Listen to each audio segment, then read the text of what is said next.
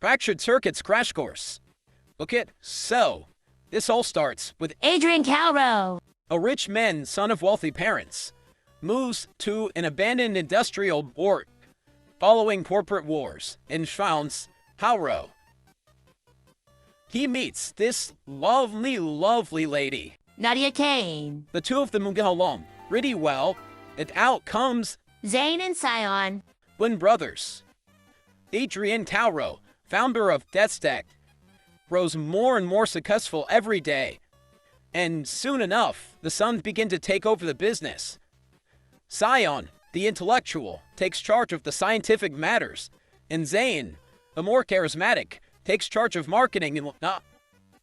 That's enough about them for now. Meet Connor and Stella. these two have not been nearly as fortunate, but things are about to get worse. The two grow up, orphaned and alone, as all main characters do, with plenty of little orphan friends and junkyard. Suddenly, a man comes to the door. It's none other than Mr. Sion Terrell. Now grown up and fully functional, he's looking to do some little bit of experimenting.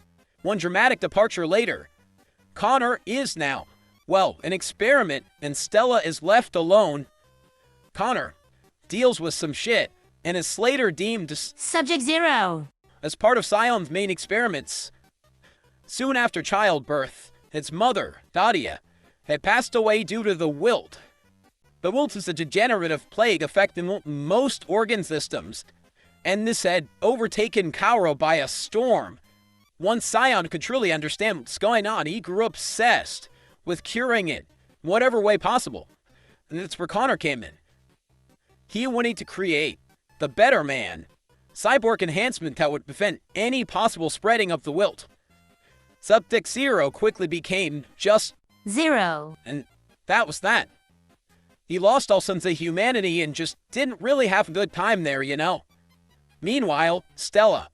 She had no idea where her brother went. She was sleeping when he disappeared, but she knew she was alone now. She and her little orphan friends grew up, and the world was not a pretty place to grow up with. Eventually, she left and found a better way to be, at least she thought. A gang that called itself the Junkyard took her in, and he grew up. In memory of his best friend, he took on the name Jane. Spent most of his teens tinkering and fighting. Pet hits until he sees an advertisement. The Better Man, subject to Zero's project, had been necessarily completed. Advertisements had spread everywhere, and James sees a poster of someone that looks familiar.